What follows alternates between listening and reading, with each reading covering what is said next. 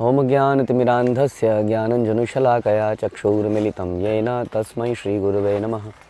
श्रीचैतन्यमनोभीष्टं स्थापितं येन भूतले स्वयं रूपः कदा मह्यं ददाति स्वपदान्तिकं।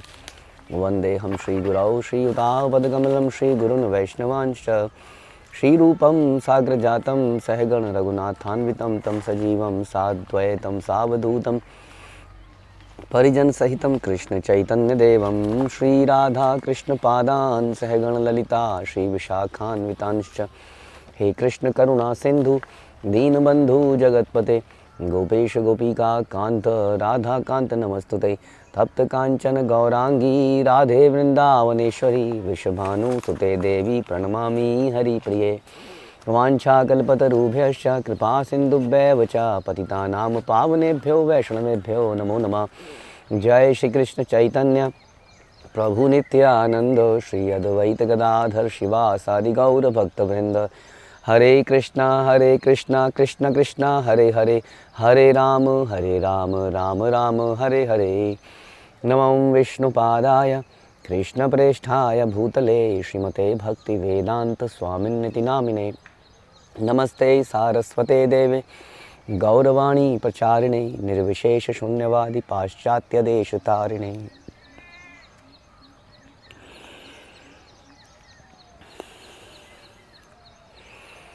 जय जय श्री चैतन्य जयो नित्यानंद जय अद्वैत चंद्र जय गौर भक्तवृंद। जय जय श्री चैतन्य जयो नित्यानंद जय अद्वैत चंद्र जय गौर भक्तवृंद। जय जय श्री चैतन्य जयो नित्यानंदा जय अद्वैत चंद्र जय गौर भक्तवृंद। श्री चैतन्य चरितामृत मध्य लीला चैप्टर 1 प्रयास संख्या 194।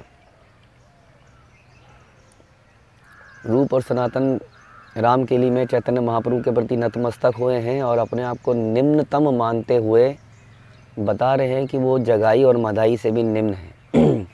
क्योंकि जगाई और मदाई ने पाप किए थे लेकिन दुराचारियों का संग नहीं किया, गौवध नहीं किया, हाँ यमनों मलेच्छों का संग नहीं किया, लेकिन हमने किया ऐसा उन्होंने बोला। तो हम उनके जैसे ही निम्न हैं, जगाई मदाई से बहुत ही ज़्यादा पतित हैं।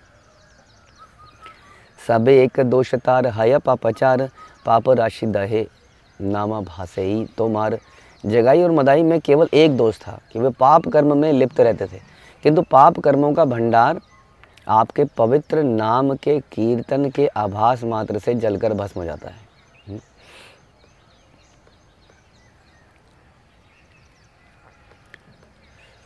Are we write Padma Bhushan प्रभु? हम सही पे हैं या आगे जाना है? और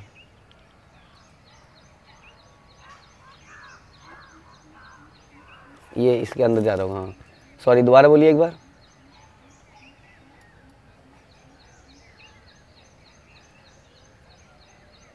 पद्मभूषण प्रभु एक बार दोबारा बताएं। 198 हाँ से शुरू होगा। Okay okay okay. सो मोर कर्म मोर हाथे गलाए बांधिया कुविषय विष्ठा करते दिया छे फैलाइया। साकर मलिक तथा दबीर खास दोनों भाइयों ने विनीत भाव से निवेदन किया कि अपने जघन्य कार्यों के फलस्वरूप उन्हें हाथ तथा गले से बांधकर भौतिक इंद्रिय भोग रूपी घृणित मल जैसे पदार्थों के गड्ढे में गिरा दिए गए हैं। बहुत बड़ा झटका मारा है उन्होंने। ये कह रहे हैं कि जो इंद्रिय भोग का जो ये संसार है, ये क्या है? घृणित मल, सड़ा हुआ मल समझ लीजिए। सूअर का मल का एक गड्ढा बनाया गया है, उस गड्ढे के अंदर हम गिरे हुए हैं यदि हम इस प्रकार का भोग करने का प्रयास कर रहे हैं और उसमें हम गिर गए हैं, ऐसा वो बता रहे हैं, जो कि वास्तव में परम शुद्ध हैं और विरक्त हैं। तो हमें अपनी स्थिति देखनी चाहिए कि हमारी स्थिति भी इसी प्रकार से मल के गड्ढे में गिरे हुए व्यक्ति की जैसी है। वो भी घृणित मल। जो भी व्यक्ति संसार को भोगना चाह रहा है उसकी ये स्थिति है, क्योंकि मल के गड्ढे में गिरा हुआ है और उसको आनंद ले रहा है, उसकी बदबू उसको सुगंध लग रही है। ऐसा बता रहे हैं। भक्ति सांसरी ठाकुर ने कुविषय गर्त की व्याख्या करी है कि इंद्रियों के कार्यों के फलस्वरूप हम अनेक इंद्रिय तृप्ति के कार्य करते हैं और इस तरह भौतिक प्रकृति के नियमों से बंध जाते हैं।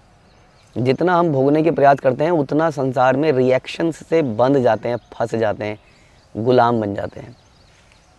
ये हमें एहसास नहीं होता, क्योंकि जानवर प्रकृति है। जानवर प्रकृति में क्या है, वो सोचता नहीं कि इसका कॉन्सिक्वेंस क्या होगा, रिज़ल्ट क्या होगा। उस वक्त भोग करने की इतनी प्रबल इच्छा होती है कि जानवर के अंदर, कि वो ये नहीं सोच पाता है कि वो इससे फंस जाएगा, मर जाएगा। जैसे कि मछली है, जैसे कि हाथी है, ये सारे एग्जाम्पल शास्त्र में आते हैं।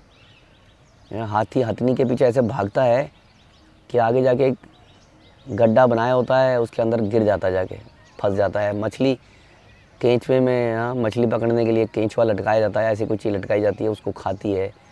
मतलब जानवर के अंदर इतनी प्रबल इच्छा होती है इंद्रिय तृप्ति की कि वो सोचने समझने की शक्ति समाप्त हो जाती है। उसी प्रकार यदि मनुष्य में ऐसी हो जाए, तो बता रहे हैं ऐसी हालत हो जाती है।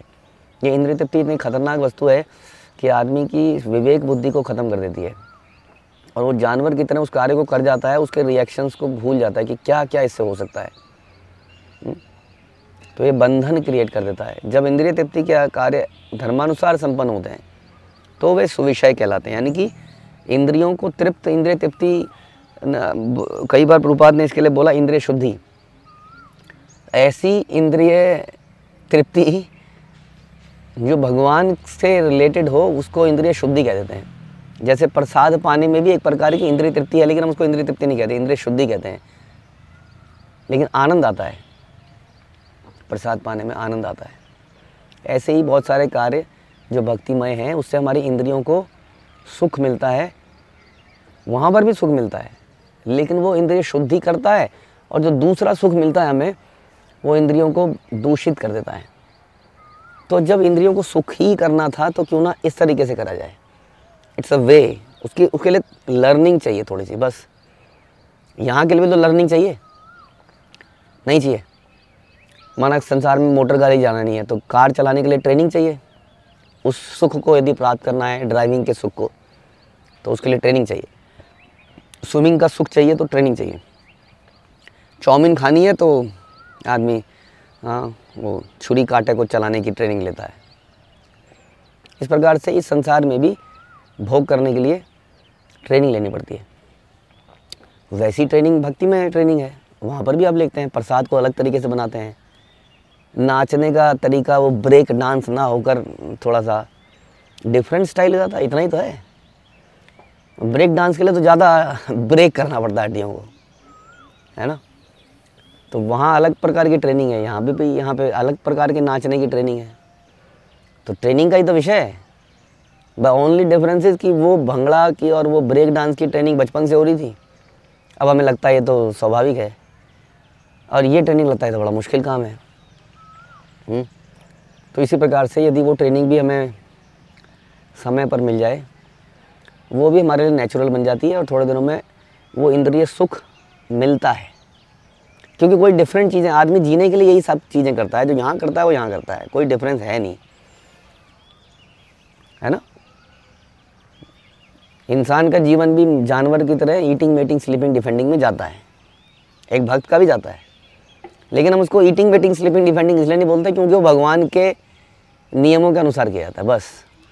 अब क्या करता है व्यक्ति, लेकिन क्योंकि वो इन चीज़ों को करता है, और इन्हीं चीज़ों की, अब देखिए जो एक भक्त है वो भी तो यही करता है, ईटिंग, लेकिन वो ईटिंग की ट्रेनिंग देता है, वहाँ पे भी ईटिंग की ट्रेनिंग दे रहे हैं। और बहुत सारे टीवी चैनल बन गए हैं जहाँ खाना बनाने की ट्रेनिंग हो रही है, यहाँ पर प्रसाद बनाने की ट्रेनिंग हो रही है ना, नाचने गाने के लिए। लेकिन जब यहाँ पर ट्रेनिंग दी जाती है तो बोलता है भक्तिमय कार्य। हम जो प्रचार कार्य है, व्हाट इज़ प्रचार कार्य? प्रचार कार्य मतलब ईटिंग, वेटिंग, स्लीपिंग, डिफेंडिंग की ट्रेनिंग लेकिन भक्तिमय तरीके से हम उसको प्रचार कहते हैं, और वहाँ पे उसके लिए हम बिल्कुल भी, वो कहते हैं वो तो गलत है ना। तो इसलिए देखा जाए तो दोनों तरफ कोई डिफरेंस नहीं है। तो डरने की क्या बात है फिर? खतरा काहे का है? प्रॉब्लम कहाँ है?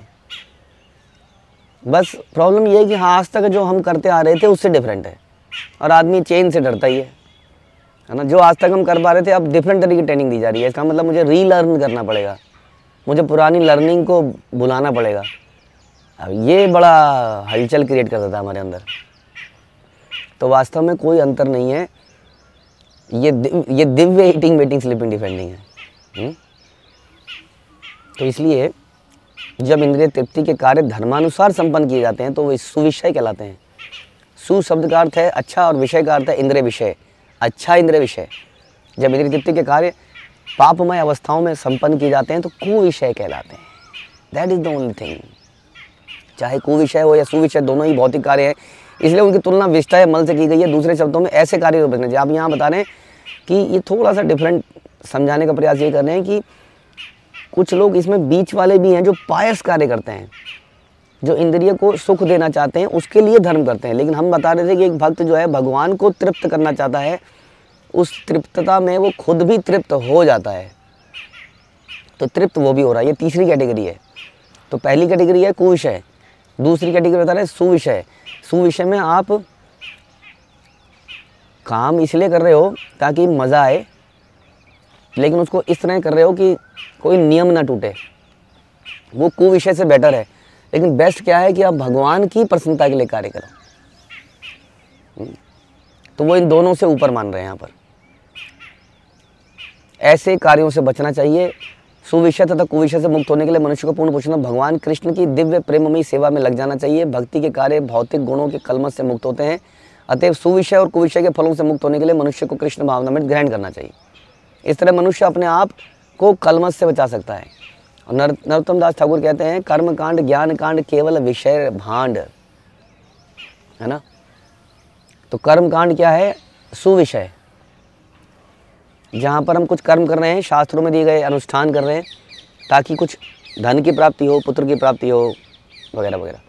तो कर्म कांड ज्ञान कांड केवल विषय भांड, अमृत बलिया ये भी खाए, नाना योनि सदा फिरे, करदय भक्षण करे, तार जन्म अधा पते पाते आए। सुविषय और कुविषय दोनों ही कर्म कांड के अंतर्गत आ गए। एक अन्य कांड कार्य करने की भूमिका भी है ज्ञान कांड, अर्थात भवबंधन से उद्धार पाने के विषय से सुविषय और कुविषय के प्रभाव के बारे में दार्शनिक चिंतन। ज्ञान कांड के स्तर पर मनुष्य दोनों का त्याग करता है। ज्ञान कांड में उसको थोड़ा ज्ञान हो जाता है कि थोड़ा सा इंटेलिजेंट हो जाता है आदमी कि ये तो फालतू का काम है सारा, क्योंकि मैं तो मर जाऊंगा, तो मैं क्यों इतना दिमाग लगा रहा हूँ, है ना। तो मुक्ति क्या है, वो मुक्ति को समझने का प्रयास करता है, वो थोड़ा इंटेलिजेंट बन गया, बस और कुछ नहीं। उसके अंदर समर्पण त्याग भगवान की सेवा का भावना पैदा नहीं हुई है, इसलिए वो ज्ञान कांडी है। उसको इतना समझ में आ गया है ये सुविषय कुविषय दोनों खराब हैं, यहाँ से निकला कैसे जाए। इसलिए हमारा असली पर्पज यहाँ से संसार से मुक्ति प्राप्त करना, इसलिए हम कहते हैं नहीं है। वो तो ज्ञानवादी लोग चाहते हैं, वो मुक्ति प्राप्त करना चाहते हैं। हाँ, और ये जो होते हैं हमारे सिद्धि प्राप्त करना चाहते हैं हमारे ये जो योगी लोग, योगी सिद्धि चाहते हैं, ज्ञानी मुक्ति चाहते हैं, क्योंकि उन्हें समझ में आ गया संसार में कुछ नहीं है। लेकिन ये दोनों भक्ति के स्तर पर नहीं है। भक्ति क्या है, इन दोनों से परे है। ज्ञान कर्मादि अनावृतम, यह भक्ति के स्तर पर होती है। यदि हम कृष्ण भावना में भक्ति ग्रहण नहीं करते तो हमें इसी भौतिक संसार के भीतर रहना पड़ता है। ज्ञान कांड और कर्म कांड के प्रभावों के कारण जन्म मृत्यु के कर्म को सहना पड़ेगा।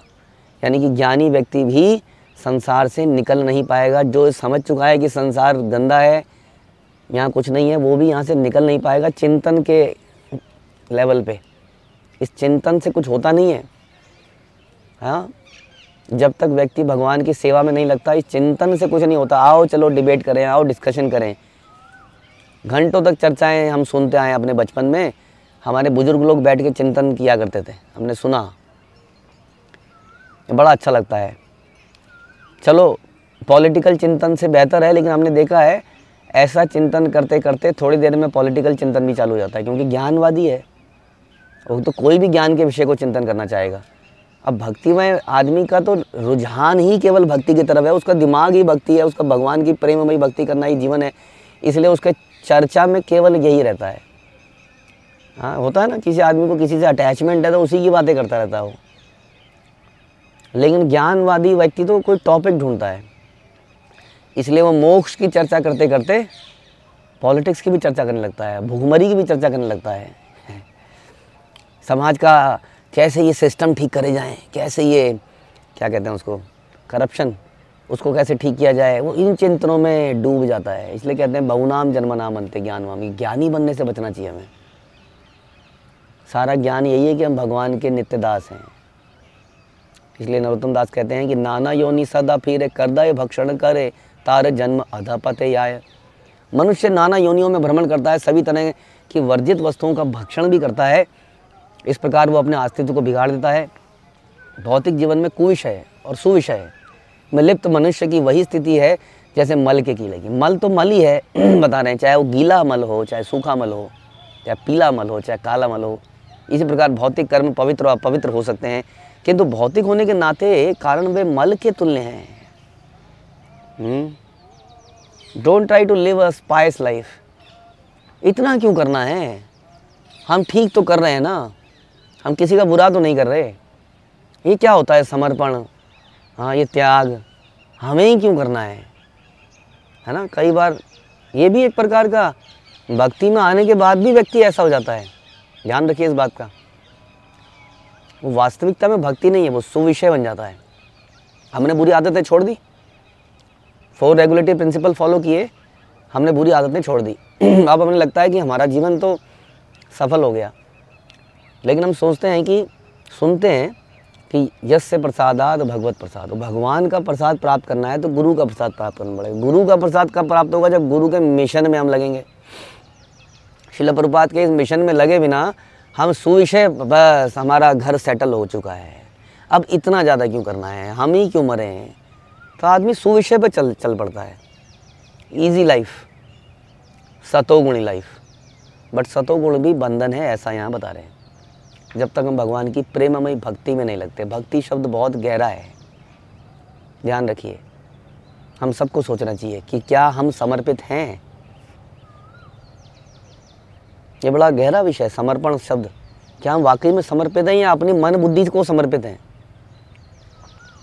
ये हमारे अंदर रिबेलियस नेचर जनरेट होता है जब हमें समर्पण के लिए बोला जाता है। तो इस बता रहे हैं कि हमें ये सुविषय बन जाता है। ये कर्मकांड के लेवल पे हम आ जाते हैं। भक्ति करते करते हम कर्मकांड पे आ जाते हैं, क्योंकि सभी लोग संसार में परेशान तो हैं ही कुविषय कर करके। और कुविषय से सुविषय में आते हैं तो उन्हें अच्छा लगता है, और बस वहीं पर वो रुक जाना चाहते हैं, क्योंकि उसके ऊपर तो समर्पण है, भक्ति है। इसलिए कीड़े अपने मल से बाहर नहीं निकल पाता। बस वो समझ लीजिए संसार के सूखे मल से निकलकर यहाँ पर भक्तों के बीच में गीले मल में आ जाता है कई बार। लेकिन वो भक्ति नहीं करता है, नहीं करने का प्रयास करता है। इसलिए उसका नाम जब भी नहीं सुधर पाता है। कई चीज़ें वैष्णव में कमियां हमेशा दिखती रहती हैं, हमेशा प्रजल्प चलता ही रहता है। इसी प्रकार इस भौतिक संसार में बुरी तरह आसक्त लोग भौतिकतावाद से निकलकर सहसा कृष्ण भावनामृत नहीं हो सकते। देखिए लाइन ही आ गई प्रभुपाद की। इसलिए कहते हैं कि हम पढ़ते हैं ना कि नाम की इतनी अगाध महिमा सुनने के बाद भी भौतिक आसक्ति बनाए रखना भी एक अपराध है कि नहीं? अधिकतर हम लोग, मेरे जैसे लोग यहाँ पे आके फंस जाते हैं। बाकी हम तो कर दिए, टिक टिक टिक मार दिए, लेकिन भौतिक आसक्ति नहीं हटाई। हाँ, इसलिए बता रहे हैं प्रभुपाद की संसार में आसक्त भौतिक लोग भौतिकतावाद से निकलकर सहसा कृष्ण भावनामृत नहीं बन पाते, क्योंकि उनकी आसक्ति बनी रहती है। प्रहलाद महाराज इसलिए कहते हैं मर्तिना कृष्णे परता स्वतो वा मिथो अभिपद्येत गृहव्रता आनाम। जिन लोगों ने इन भौतिक जगत में रहकर इंद्रिय भोग करने का निश्चय कर लिया है, वे कृष्ण भावनामृत नहीं बन सकते। बड़ा स्ट्रेट फॉरवर्ड है ये। भोगेश्वरम प्रसक्ता नाम तया उपचेतसाम व्यवसाय आत्मिका बुद्धि समाधोना विद्यते। ये बड़ा क्लियर कट यहाँ बता रहे हैं। यहाँ पर प्रहलाद महाराज बता रहे हैं कि जिन्होंने इंजॉय करना है ना, वो कृष्ण भावनामृत बन ही नहीं सकता है। इसलिए समझना पड़ेगा कि प्रसाद में आनंद है, लेकिन आनंद के लिए भोग नहीं लगाया जाता है। कृष्ण भावनामृत में आनंद है, लेकिन आनंद के लिए कृष्ण भावनामृत में नहीं आते हैं, क्योंकि जैसे ही कष्ट होगा वो भागेगा। ये क्यों करना है, ये क्यों करना है, ठीक तो चल रहा है सब कुछ। अरे तो ठीक चल रहा है, इसलिए थोड़ी इसको थोड़ी भक्ति कहते हैं। भक्ति का मतलब होता है taking pain for Krishna. Where is the pain? Srila Prabhupada को कई बार लोग बोलते थे प्रभुपाद थोड़ा रेस्ट कीजिए, आराम कीजिए, वो कहते थे please don't take my privilege to serve Krishna, to take pain for Krishna. ये प्रिविलेज है कि हम भगवान के लिए पेन लें अपनी ज़िंदगी में, यही भक्ति है वास्तव में। अदरवाइज तो हम आनंद कर रहे हैं, आनंद के लिए आए थे और आनंद प्राप्त कर रहे हैं। हाँ, where is the mission and where is the parampara, right. ये बहुत बड़ा भ्रम है। हमें यहाँ पर बता रहे हैं प्रहलाद महाराज भागवतम में 7.5.30 में कि जो लोग भोग करना चाहते हैं, एंजॉय करना चाहते हैं, वो कृष्ण भावनामृत नहीं हो सकते हैं, तो है ही नहीं, लेकिन फ्यूचर में भी नहीं हो सकते।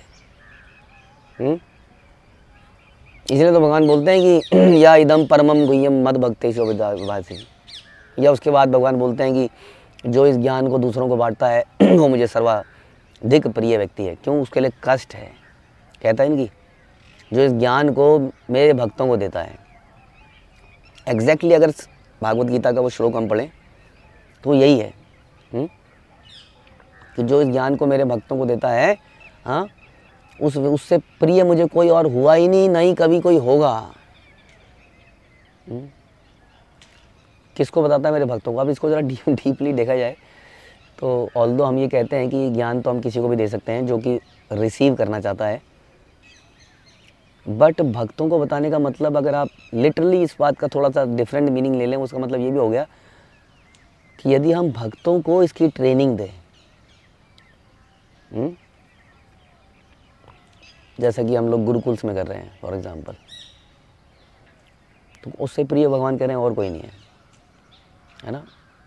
या जिसके अंदर सद्भावना है इस ज्ञान को सुनने के लिए, तो उसके लिए प्रयास करना पड़ेगा, उसके लिए जीवन को मिशन बनाना पड़ेगा, कंट्रीब्यूट करना पड़ेगा, तब भगवान के प्रिय बनेंगे, तब भक्ति में जाएंगे, तब भक्तमय कृष्ण बना भावना में एक दिन बनेंगे। लेकिन जिसका उद्देश्य ही एंजॉय करना, कंफर्टेबल लाइफ जीना है, यहाँ बता रहे हैं जिन लोगों ने इस भौतिक जगत में रहकर इंद्रिय भोग करने का निश्चय कर लिया, वो कृष्ण भावनामृत फ्यूचर में भी नहीं बन पाएंगे। भौतिक कर्म में लिप्त रहने के कारण वे अपने गुरुजनों के उपदेश से, देखिए कितना एप्ट बताया कि हमारे लिए ही, वे अपने गुरुजनों के उपदेश से, नहीं अपने निजी प्रयासों से या बड़े बड़े सम्मेलनों में प्रस्ताव पारित करने से मुक्ति प्राप्त पाते हैं, कर पाते हैं। गुरुजनों के उपदेशों से भी उन्हें फायदा नहीं होगा, क्योंकि उन्होंने आराम की कंफर्टेबल जीवन जीने का निश्चय कर लिया है। ऐसा बता रहे हैं गुरुपाद।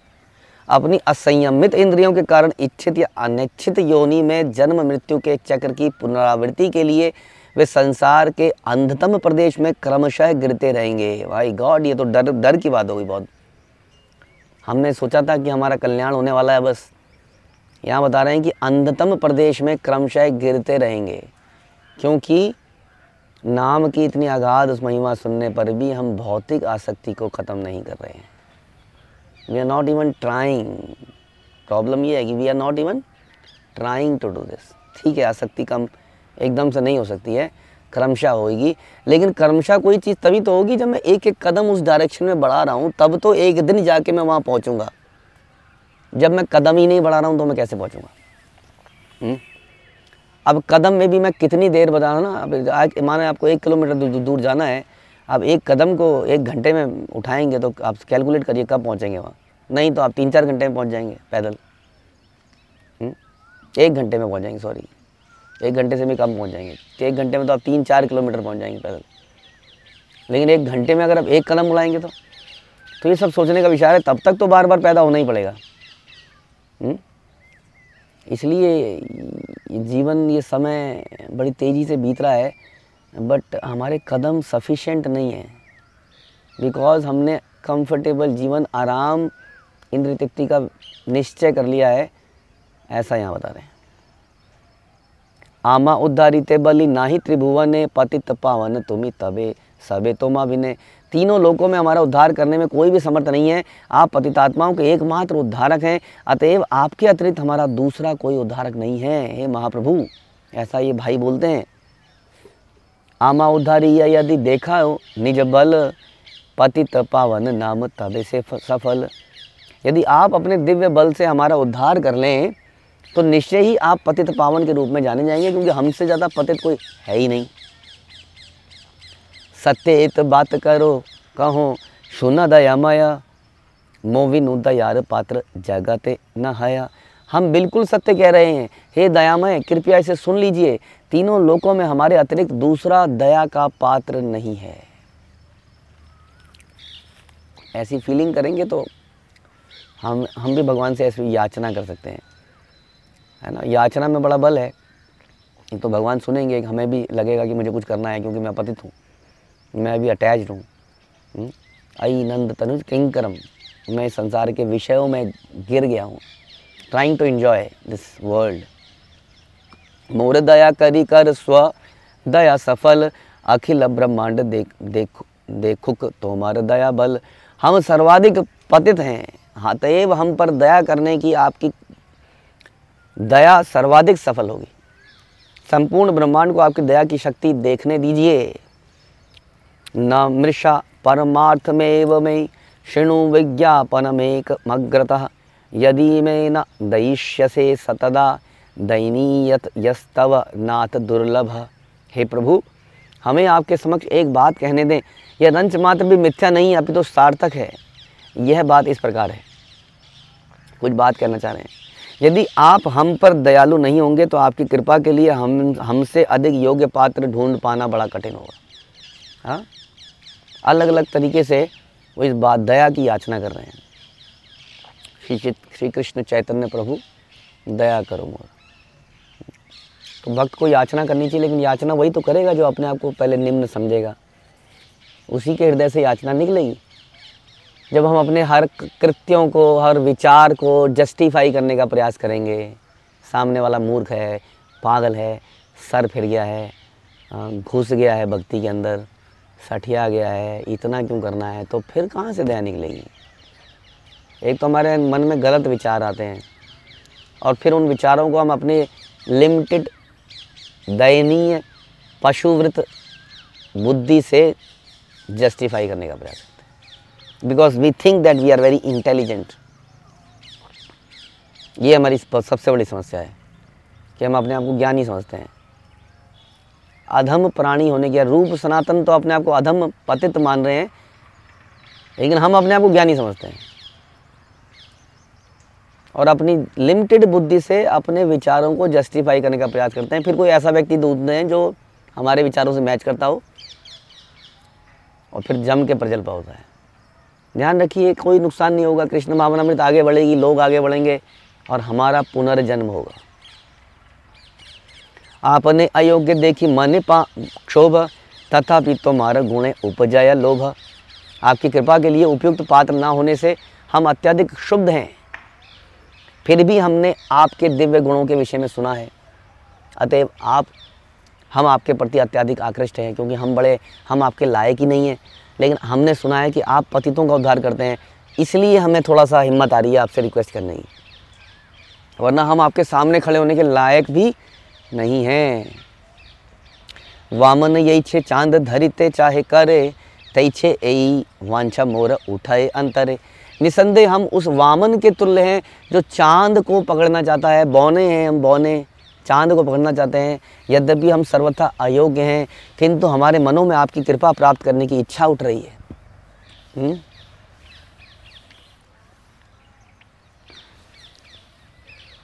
कई बार किसी अनएलिजिबल व्यक्ति को कुछ मिल जाता है तो वो बड़ा इतराने लगता है। हमारी स्थिति वैसी है, हमें संसार में कुछ मिल गया है तो हम बड़ा इतरा रहे हैं, और बिकॉज ऑफ दैट हमारे अंदर कॉन्फिडेंस बहुत बढ़ गया है, और इस एक्स्ट्रा कॉन्फिडेंस ने हमारे दिमाग को ख़राब कर दिया है। अब हम जहाँ भी कुछ भी बोलते हैं और हमें लगता है हम सही बोल रहे हैं, क्योंकि अगर हम सही ना होते तो हम मैटीरियली यहाँ तक कैसे पहुँचे होते। हाँ, ये सिद्धि जो है हमारा दिमाग ख़राब कर देती है। इसलिए कह रहे हैं कि हम हैं बौने और हम चांद को पकड़ना चाह रहे हैं, लेकिन हमारे अंदर ये हमें समझ में आ गया कि ये हमारी गलती है, इसलिए हम आपकी कृपा प्राप्त करने के लिए आपके पास आए। भवंत मेवानुचरन्ति निरंतर, प्रशांत निशेष मनोरथांतर। कदा हमैकांतिक नित्य किंकर, प्रहस्य यिष्यामि सनाथ जीवितम। आपकी निरंतर सेवा करने से मनुष्य सारी भौतिक इच्छाओं से मुक्त हो जाता है। ये जो मेरी बीमारी है जिसकी अभी तक हमने चर्चा करी, ये बीमारी दूर करने के लिए हमें नित्य सेवा में लगना पड़ेगा,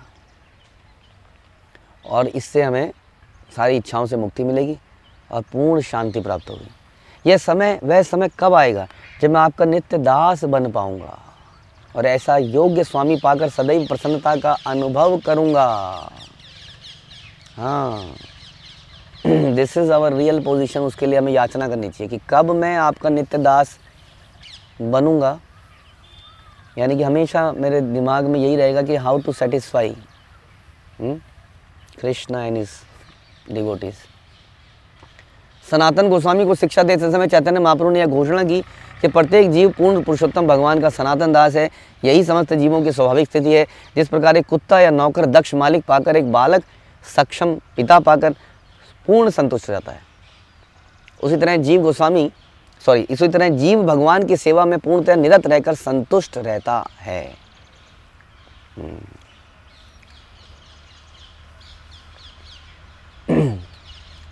कई बार हम गर्मी के दिनों में बहुत ठंडा पानी पी लेते हैं, ऐसा लगता है अच्छा लगा, लेकिन प्यास नहीं बुझती है ना? और थोड़ा सा ना ज़्यादा ठंडा ना ज़्यादा गर्म, उसमें हल्का सा कुछ मिठास डाल दी जाए, हल्की सी ताज़ा स्वच्छ पानी पिलाया जाए तो हमें, या कहीं का अच्छा सा स्वच्छ पानी पिलाया जाए, तो ताज़ा पानी पिलाया जाए तो संतुष्टि होती है। तो उसी तरह से संसार के ये जो फ्लेवर्ड आर्टिफिशियल विषय हैं वो हमें संतुष्ट नहीं करते हैं, वो हमें कुछ देर की प्रसन्नता देते हैं। संतुष्टि के लिए हमें कृष्ण भक्ति में लगना पड़ेगा,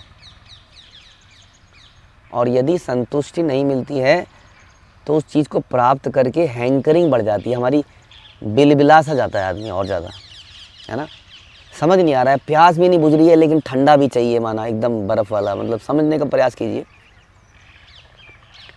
इस प्रकार के विषयों से हमें संतुष्टि नहीं मिलेगी, हमें एक अजीब सी बेचैनी रहेगी, लड़ाई झगड़े रहेंगे घर के अंदर, खिंचाव सा बना रहेगा, क्योंकि हम शरणागति नहीं कर रहे हैं, हम इन इंद्रियों के विषयों को नहीं छोड़ रहे हैं। ये बता रहे हैं यहाँ पर कि जीव भगवान की सेवा में ही पूर्ण तरह संतुष्ट हो सकता है। इससे वह जान लेता है कि उसका सक्षम स्वामी उसे सभी प्रकार के कष्टों से उबार लेगा। जब तक जीव को भगवान का निश्चित संरक्षण प्राप्त नहीं हो जाता, तब तक वह चिंतित रहता है, ऐसा हो गया तो क्या होगा, ऐसा हो गया तो क्या। लेकिन जिसको पता है कि भगवान देखेंगे, I am totally up to Krishna, तो फिर वो मुक्त हो जाता है।